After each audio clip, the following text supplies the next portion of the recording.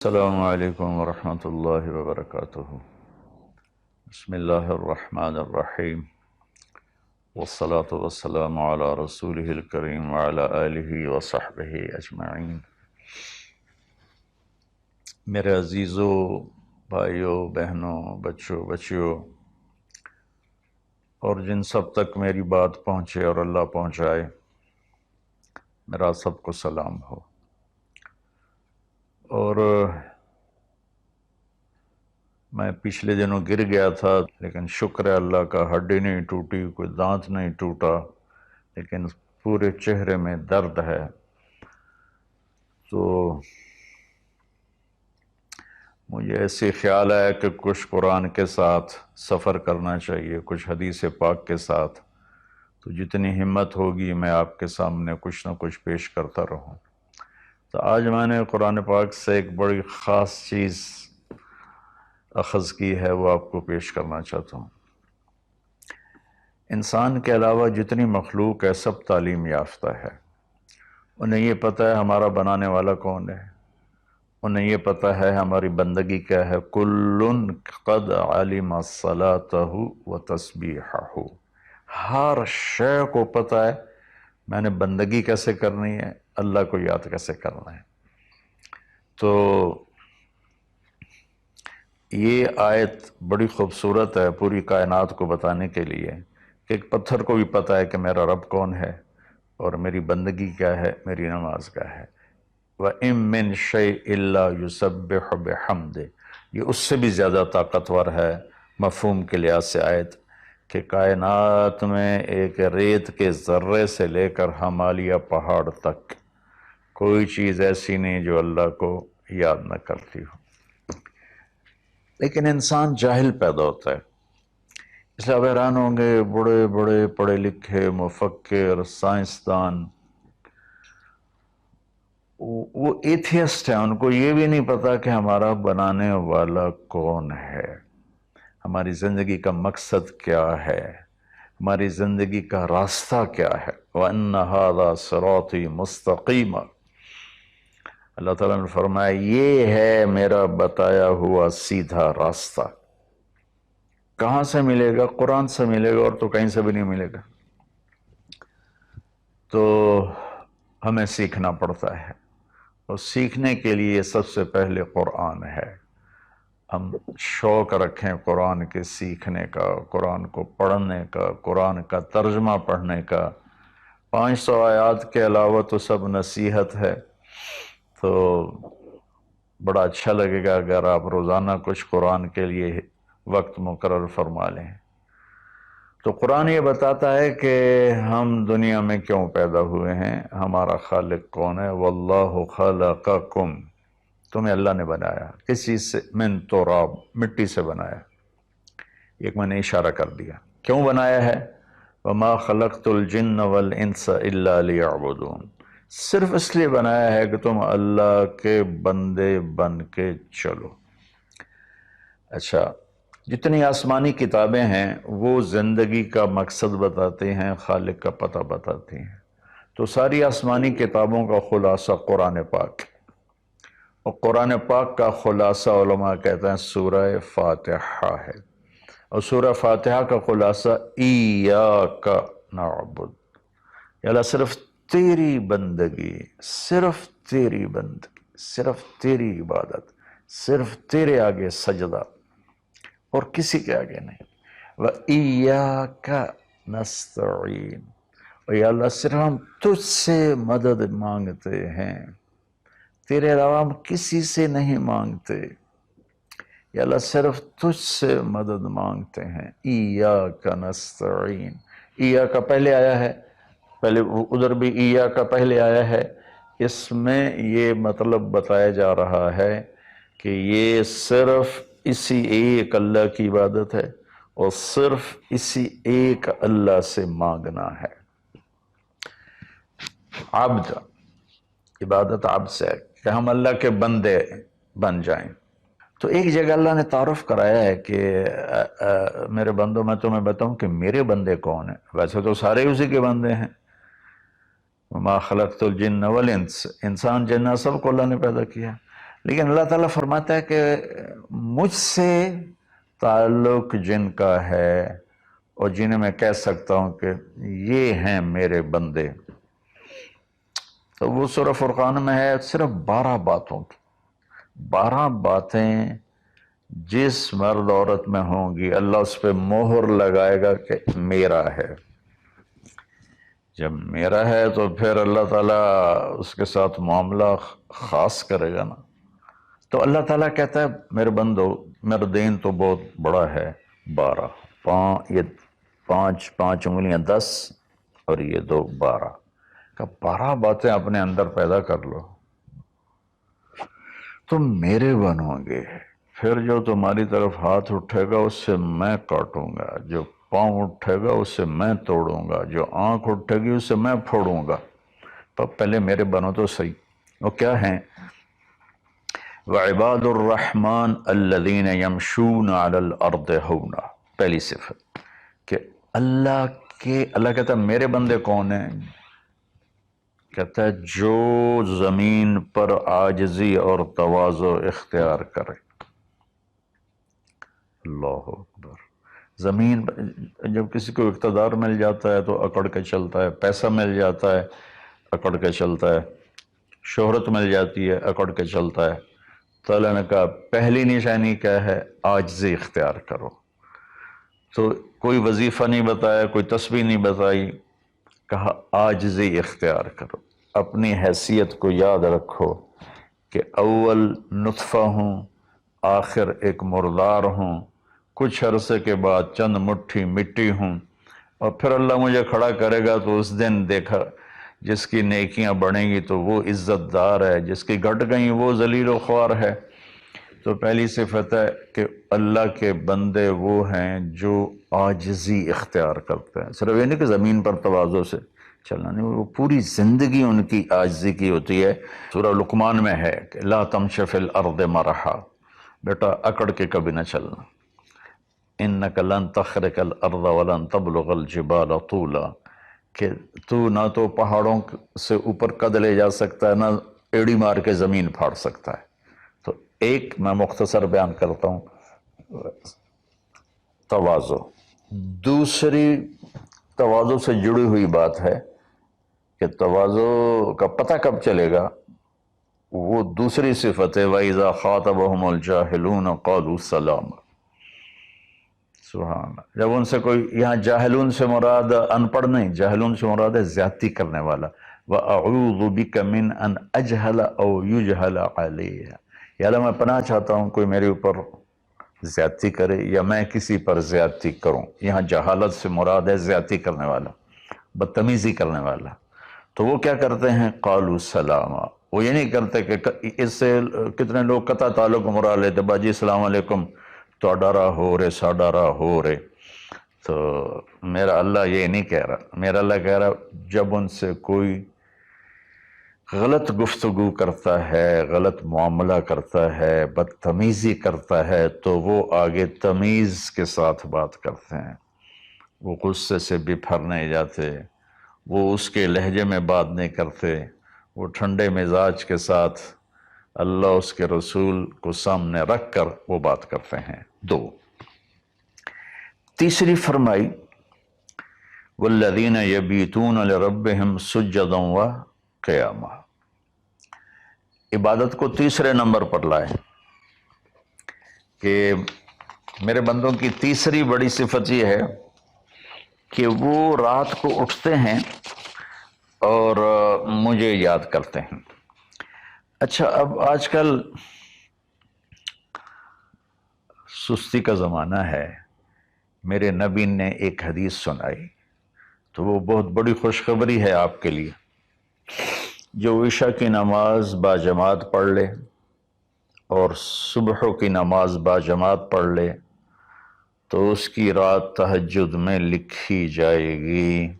قربان جاؤں اپنے نبی کی رحمت پر اور ان کے رحمت للعالمین ہونے پر کہ میرے جیسا جو سر درد کا مریض ہے وہ رات کو نہیں اٹھ سکتا، تو عشاء باجماعت پڑھ لے اور فجر باجماعت پڑھ لے، ساری رات عبادت ہے۔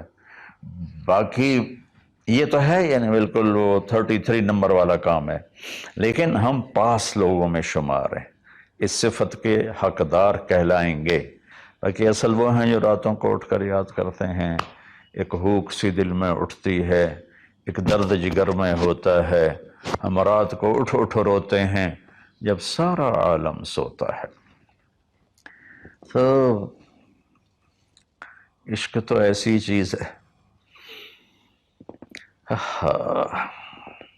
ملحب کلام قد نزخرفہ ان المحبت قلب وہبناہ۔ محبت اسے نہیں کہتے کہ محبوب کو چکنی چپڑی باتیں کو، جی میں قربان جاؤں، میں صدقے جاؤں، میں واری جاؤں، آپ کے بغیر تو جی نہیں سکتا، باتوں سے نہیں کہ محبت ہے دل کو اس کے قدموں پہ نچھاور کر دو۔ بہت خوبصورت بات اللہ نے کی ہے۔ تو جو لوگ ماشاءاللہ راتوں کو اٹھتے ہیں ان کو مبارک ہو، لیکن ہمارے جیسے کمزور بھی اس فضیلت میں ہیں۔ عشاء باجماعت پڑھ لو، فجر باجماعت پڑھ لو، اور پھر اللہ تعالیٰ پہ قربان جائیں کہ ان کی جو ہے نا دعا اللہ تعالیٰ بتاتا ہے، والذین یقولون ربنا اصرف عنا عذاب جہنم ان عذابها کان غراما۔ وہ اللہ ان کی دعا بتا رہا ہے کہ وہ کہتے ہیں یا اللہ ہم سے عذاب جہنم دور فرما، چونکہ یہ نہ ٹلنے والا عذاب ہے جو چمٹ جاتا ہے، اور وہ انہا ساءت مستقر و مقاما، اور یا اللہ وہ بہت ہی برا ہے، بہت ہی برا ہے۔ تو تہجد اور دعائیں، دعا بہت بڑی طاقت ہے، بہت بڑی طاقت ہے، بہت بڑی طاقت۔ ہم نے دعا ایسے ہی بنائی ہوئی ہے، فرض نماز کے بعد مولوی صاحب رٹے رٹائے جملے بولتے ہیں، ہم پیچھے آمین کہتے ہیں۔ دعا وہ ہے جو آپ تنہائی میں اللہ کے سامنے گڑ گڑا کر بولتے ہیں۔ میرے نبی نے فرمایا اللہ کے سامنے روو، اچھا اگر علم تبکو فتباکو، اچھا اگر تمہیں رونا نہیں آتا نا تو رونے کی شکل بنا لو۔ چوتھی چیز بتاتے ہیں، والذین یقولون ربنا اصرف عنا عذاب جہنم ان عذابها کان غراما انہا ساءت مستقر و مقاما۔ یا اللہ جہنم سے بچانا اور جہنم کے عذاب سے بچانا، وہ اللہ آپ پہ ہی معاف کرے گا۔ یہ ہمارے اب تو عام ماحول میں جی اللہ آپ پہ ہی معاف کرے گا، اللہ بڑا غفور الرحیم ہے، اللہ آپ پہ ہی معاف کرے گا۔ تو میں تو اپنے ماحول میں بات کرتا ہوں اپنے عزیز رشتہ داروں سے کہ اللہ آپ پہ ہی کپا کٹ دے گا، سپرے نہ کرو، پانی نہ لاؤ، کھاد نہ دیو، آپ بہے کوئی بھی پا دیو، اللہ آپ پہ ہی کٹ دے گا۔ لے جی مولانا صاحب کہیں گل نہ کریں دیو، بھلا کدی پانی تے کھاد تے سپرے تو بغیر بھی کاشا ہوئی۔ تو اللہ یہی کہہ رہا ہے کہ ڈرو مجھ سے اس جہنم کے عذاب سے اور اس سے بچاؤ کا راستہ اختیار کرو۔ پانچویں بات کیا ہے؟ والذین اذا انفقوا لم یسرفوا ولم یقتروا وکان بین ذلک قواما۔ بہت اعلیٰ چیز ہے، معیشت کو، اکانومی کو بہت خوبصورت انداز میں بتایا کہ میرے خاص بندے وہ ہیں، دیکھو اللہ نے دنیا کا بھی بیچ میں ڈالا۔ اللہ والے دنیا کو نہیں دیکھتے، اللہ والے چٹائیوں پہ سوتے ہیں، اللہ والے بادشاہوں سے نہیں ملتے ہیں، اللہ والوں کے پاس جایا جاتا ہے، اللہ والے کسی کے پاس نہیں جاتے ہیں۔ ارے سب سے بڑے اللہ والے تو نبی ہیں، اللہ نے فرعون کے پاس بھیجا موسیٰ علیہ السلام کو، اور کائنات کی افضل ترین ہستی اللہ کے بعد میرے نبی ہیں، ابو جہل کے پاس بھیجا۔ تو یہاں ان کی معیشت کو بتایا جا رہا ہے کہ میرے بندے وہ ہیں جتنا ہم نے ان کو دیا ہے اس سے بڑھ کر خرچ نہیں کرتے۔ قرضے اٹھا لیے، شادی آ گئی، اس پر مجھے ایک بتا رہا تھا ساتھی کہ ایک آدمی نے اپنے بچے کی شادی کی تو 40 لاکھ کی آتش بازی چھوڑی۔ یہ اللہ اس سے منع کر رہا ہے کہ میرے بندے وہ ہیں کہ جو ایسے نام و نام 40 لاکھ روپے کو آگ لگا دی، اس 40 لاکھ روپے پر کتنے غریب بچیوں کی شادیاں ہو جاتی، کتنے مریضوں کا علاج ہو جاتا۔ وَلَمْ يَقْتُرُوا، دوسری بات ہے کہ جتنا دیا ہے اس سے اوپر نہیں جاتے کہ قرضوں میں چلے جائیں، اکانومی برباد ہوگی۔ اور وَلَمْ يَقْتُرُوا، اور جتنا دیا ہے اس سے کم بھی خرچ نہیں کرتے، کنجوس نہیں ہوتے، بخیل نہیں ہوتے، لالچی نہیں ہوتے۔ یہ چیز بھی اکانومی کو ہٹ کرتی ہے کہ بس جوڑتے جاؤ اور اس کو آگے بڑھاؤ نہیں، اس کو آگے دو نہیں۔ تو اللہ تعالیٰ پہ قربان جاؤں، اس نے خاص طور پر ہمارے معاشرے میں اللہ والا وہ سمجھا جاتا ہے جس کو دنیا کی خبر ہی کوئی نہ ہو، اور اللہ والا وہ ہوتا ہے جو بس مسلح پہ بیٹھا رہتا ہے۔ اور اللہ تعالیٰ یہاں ان کی اکانومی کو بتا رہا ہے کہ وہ کام کرتے ہیں، کاروبار کرتے ہیں، وہ تجارت کرتے ہیں، وہ زراعت کرتے ہیں، وہ حکومت کرتے ہیں۔ ابو بکر سے بڑھ کے اللہ والا کون ہوگا؟ خلفائے اربعہ سے بڑھ کے اللہ والا کون ہوگا؟ تو وہ اپنے خرچ کو بیلنس کرتے ہیں۔ کل پرسوں ایک ساتھی بات کر رہا تھا، اصحاب صفہ تو چٹائیوں پہ بھوکے لیٹے رہتے تھے۔ یہ شروع کی باتیں ہیں۔ عبد الرحمن بن عوف ٹاپ 10 صحابہ میں ہیں، ٹاپ 10 صحابہ میں۔ جب ان کا انتقال ہوا تو ان کی 4 بیویوں کو جو 1/8 ملا وہ 48,000 دینار تھے، تو آج کے لحاظ سے وہ 12 ارب روپے بنتا ہے۔ جس آدمی کا 1/8 12 ارب ہو تو پورا کتنا ہوگا؟ اور 10,000 بکریاں، 1,000 اونٹ، 1,000 گھوڑے، اور شام، عراق، مصر، حجاز میں زمینیں، جائیدادیں، باغات۔ یہ تو پھر اللہ والی کوئی نہیں، اور اللہ کا نبی کہہ رہا ہے یہ ابو بکر جنتی، عمر جنتی، عثمان جنتی، علی جنتی، طلحہ جنتی، زبیر جنتی، عبد الرحمن بن عوف جنتی، اور ابو عبیدہ بن جراح جنتی، سعد بن ابو وقاص جنتی، اور سعید بن زید جنتی۔ یہ سب بڑے، 4 تو ویسے ہی حکمران ہیں، خلفاء ہیں۔ اور حضرت زبیر کے 1,000 غلام تھے جو ان کی کھیتی باڑی اور تجارت کو سنبھالتے تھے، اور حضرت طلحہ کے امپورٹ ایکسپورٹ کے لیے بحری جہاز چلتے تھے۔ سعد بن ابی وقاص کا وہ مدینے کی جنوب کی طرف وادی عقیق ہے، جو آج کے زمانے کا ڈیفنس کہہ لیں، وہاں ان کا سرخ پتھر کے سے بنا ہوا محل تھا۔ تو چونکہ پوری سیرت ہمارے سامنے نہیں، تو بس وہ ایک ہی چیز دیکھتے ہیں کہ بس یہ اللہ والے تو پھٹے کپڑے ہوتے ہیں، اللہ والے تو کسی سے ملتے ہی نہیں، اللہ والوں تو ستو پھانک کے زندگی گزار لیتے ہیں۔ جب اللہ نے صحابہ کو مال دیا تو عثمان رضی اللہ تعالی عنہ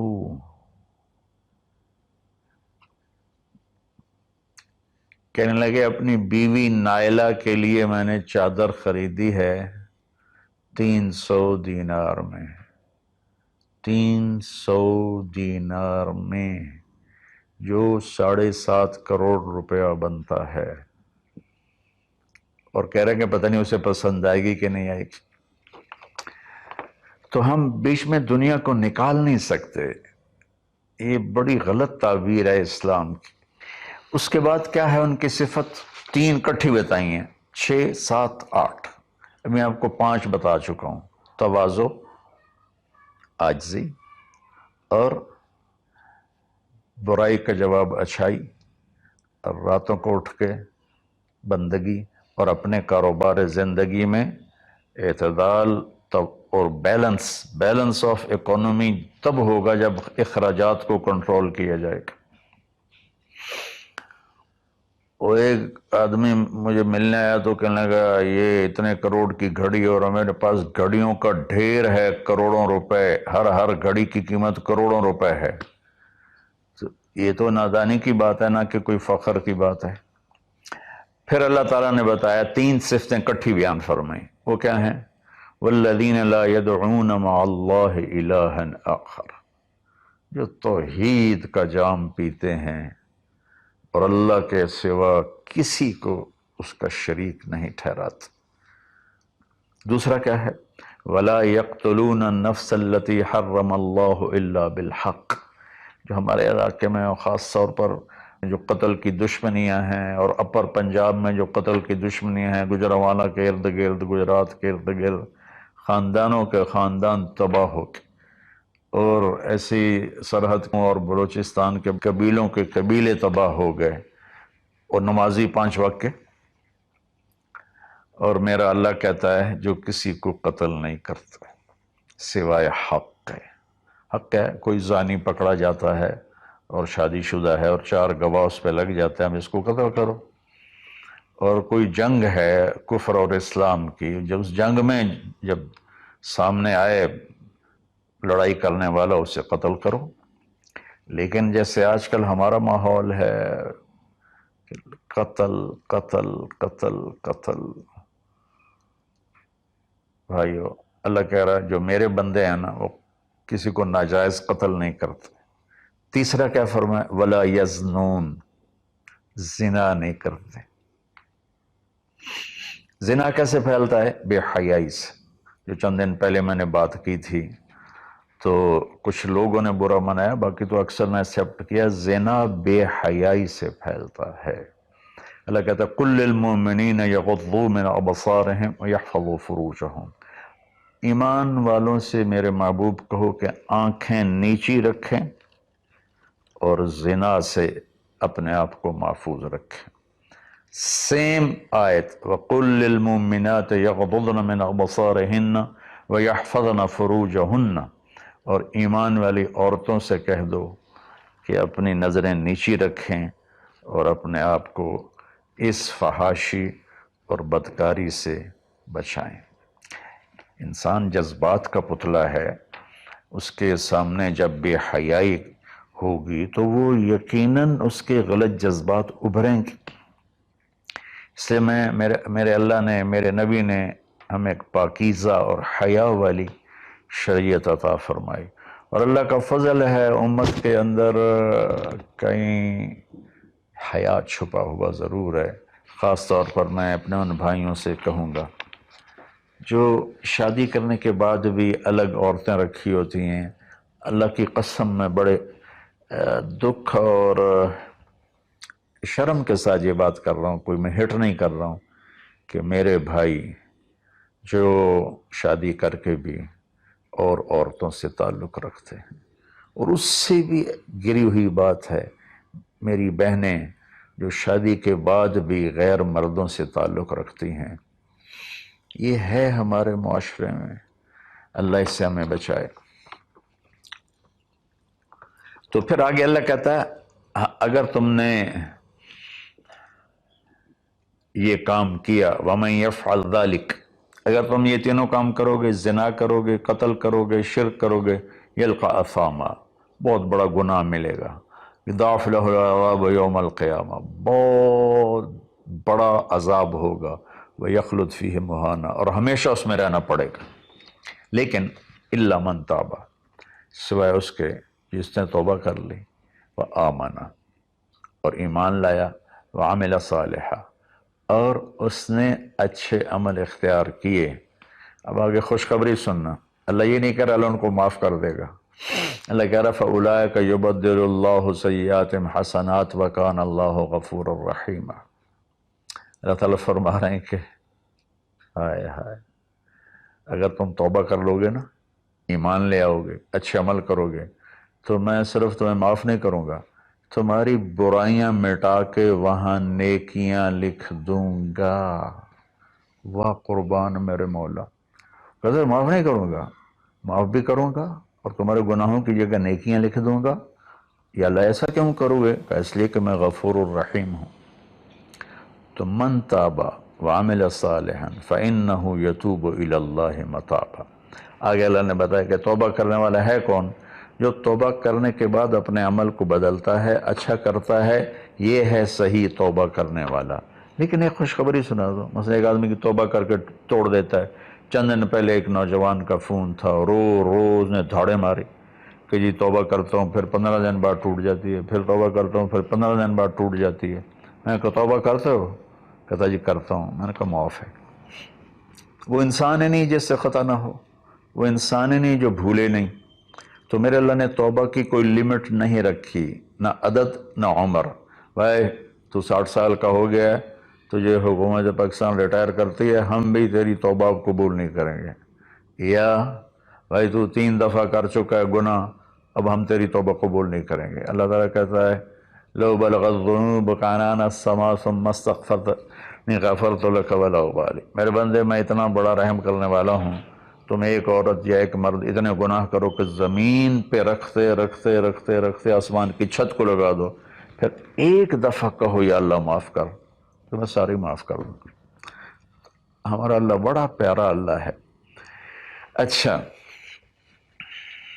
9ویں صفت کیا ہے ان کی؟ والذین لا یشہدون الزور واذا مروا باللغو مروا کراما. اس کا ایک ترجمہ تو یہ ہے کہ جہاں گندی محفل ہو اور شرابی کی محفل چل رہی ہے، یا کوئی ناچ گانے کی محفل چل رہی ہے، یا کہیں کسی کی غیبت ہو رہی ہے، برائی ہو رہی ہے، کسی پہ ظلم ہو رہا ہے، تو وہ اس میں شامل نہیں ہوتے، چپ کر کے دائیں بائیں سے نکل جاتے ہیں. دوسرا ترجمہ یہ ہے کہ جو جھوٹی گواہی نہیں دیتے، جو جھوٹی گواہی نہیں دیتے. اچھا، اس میں ایک بڑی اور خوبصورت بات ہے، مروا کراما وَإِذَا مروا باللغو مروا کراما. میں دیکھوں گا شراب پی رہے ہیں بچے تو میں کہوں بدبخت، نامراد، ذلیل، کمینے، شرابیں پی رہے ہیں، چرس بیچ رہے ہیں یا چرس پی رہے ہیں، میرا یہ معاملہ ہوگا. لیکن مروا کرام، جب وہ کسی غلط محفل کو دیکھتے ہیں تو عزت کے ساتھ گزر جاتے ہیں، یعنی اپنا دامن بھی بچاتے ہیں، اور جو برائی کر رہے ہوتے ہیں ان کو بھی حقیر نہیں سمجھتے. میں اپنے دیندار طبقے کے سامنے ہاتھ جوڑتا ہوں کہ غلط راہوں پہ چلنے والوں کو حقیر نہ جانیں، ان سے نفرت نہ کریں، ان سے پیار کریں. میں اپنے گاؤں میں ہوں، تلمبا 3 کلومیٹر ہے، 250 طوائفیں ہیں. ان کو صرف بیٹی کہنے پر ان کی زندگی کیا سے کیا ہوگی. وہ کچھ ان کا وظیفہ لگایا تھا تو ان کی زندگی کیا سے کیا ہوگی. تو بھائی کسی کو حقیر نہ جانو، کسی سے نفرت نہ کرو، چاہے کوئی غیر مسلم ہے چاہے کوئی مسلم ہے، لیکن تمہارے عقائد کے خلاف ہے، یہ تمہارا جھگڑا ہے، تمہیں لڑائی ہے، یا وہ زانی ہے، شرابی ہے، جواری ہے، نفرت نہ کرو، نفرت نہ کرو، نفرت نہ کرو. اور 10ویں ہو گئی وَإِذَا مَرُّوا بِاللَّغْوِ مَرُّوا كِرَامًا، کہ وَالَّذِينَ إِذَا ذُكِّرُوا بِآيَاتِ رَبِّهِمْ لَمْ يَخِرُّوا عَلَيْهَا صُمًّا وَعُمْيَانًا. جب ان کے سامنے اللہ کی بات آتی ہے تو سننے سے انکار نہیں کرتے، یعنی آنکھیں بند نہیں کرتے، کان بند نہیں کرتے، کہ جیسے اندھے اور بہرے پر چیز پیش کرو تو اسے پتہ نہیں لگے گا. تو میرا اللہ کہہ رہا ہے کہ جب ان کے سامنے میری بات آتی ہے، میرا قرآن آتا ہے، میرے نبی کا فرمان آتا ہے، تو اندھے بہرے نہیں ہوتے بلکہ غور کر کے سنتے ہیں، غور کر کے سنتے ہیں. تو اللہ ایک ان کی صفت یہ بتا رہے ہیں کہ وہ اللہ کا کلام سنتے ہیں تو تاثر لیتے ہیں اور اپنے آپ کو بدلتے ہیں، اور اپنے گناہوں پر باقی نہیں رہتے بلکہ اپنے آپ کو توبہ کرتے ہیں اللہ کے سامنے. پھر جب توبہ ٹوٹ جائے پھر رو دھو کے توبہ کرتے ہیں. 11. 12ویں صفت کیا ہے؟ سبحان اللہ. واہ جی واہ. اللہ والوں کو تو بیوی بچوں کی بھی پرواہ نہیں ہوتی. اللہ والوں کے گھروں میں تو فاقے ہوتے ہیں. اب یہ اللہ والوں کی بات بتا رہا ہوں. والذین یقولون ربنا ہب لنا من ازواجنا وذریاتنا قرۃ اعین وجعلنا للمتقین اماما. سبحان اللہ. جو کہتے ہیں یا اللہ ہمیں ہمارے ازواج یعنی بیویاں، ہماری اولادیں ایسی دے جو آنکھوں کی ٹھنڈک بن جائیں، اور ہمیں متقین کا سردار بنا، امام بنا. اپنی وجاہت مانگتے ہیں، وجاہت. اچھا، حب وہبا، آتا، اعطا، 3 لفظ ہیں دینے کے، آتا دیا، اعطا دیا، وہبا دیا، لیکن تینوں کے مطلب الگ الگ ہیں۔ آتا کہ میں نے آپ کو ایک چیز دی، قلم دیا، لیکن آپ کو مالک نہیں بنایا، واپس لے سکتے، بھائی واپس کرو۔ آتا میں آپ کو گاڑی دیتا ہوں تو میں آتا کا مطلب ہے کہ میں واپس نہیں لوں گا، یہ تمہاری پکی ملک ہو گئی۔ وہبا میں تمہیں وہ چیز دوں گا جو تیرے خواب و خیال میں بھی نہیں ہوگی، تیرے تصور سے بھی بالا تر ہوگی۔ کیا مانگتے ہیں اللہ والے؟ یا اللہ میری بیوی ایسی ہو، اتنی اچھی ہو کہ میرے تصور سے بھی بالا تر ہو، میری اولاد ایسی ہو، اتنی نیک ہو، اتنی صلاحیت والے ہوں کہ میرے تصور سے بھی بالا تر ہوں۔ اللہ ہمیں یہ دعا سکھا رہا ہے، یہ نہیں کہا کہ مانگو آتے نہ، کہہ رہا ہے حب لنا، یا اللہ ہمارے گمان سے بھی اوپر کر کے بیوی اور بچے دے، اور ہمیں دنیا میں وجاہت دے، عزت دے۔ اس کا مانگنا انسانی حقوق میں شامل ہے۔ ہاں ایسی وجاہت اور ایسی شہرت جس کے پیچھے شیطانی کام ہو وہ حرام ہے، ورنہ عزت نفس تو ہر انسان کو پیاری ہے۔ اور پھر اللہ تعالیٰ کہتا ہے قرۃ اعین، آنکھیں ٹھنڈی ہو جائیں۔ اس سے بڑی تعبیر پورے کلام عرب میں نہیں ہے اندر کی خوشی کی، آنکھیں ٹھنڈی ہو جانا۔ اس کا الٹا محاورہ ہے اسقط اللہ عینک، اللہ تیری آنکھیں گرم کرے، یعنی تجھے تکلیف دیکھنی پڑے، اللہ تیری آنکھیں ٹھنڈی کرے، یعنی تمہیں سکھ دیکھو، تم سکھ دیکھو۔ اور پھر آگے اللہ تعالیٰ کیا کہتا ہے اولئک یجزون الغرفۃ بما صبروا، یہ ہیں وہ جن کو صبر کے بدلے جنت کے بڑے گھر ملیں گے۔ وَيُلَقَّوْنَ فِيهَا تَحِيَّةً وَالسَّلَامًا، جس میں گاڈ آف آنر ان کو پیش کیا جائے گا، سلام کیا جائے گا۔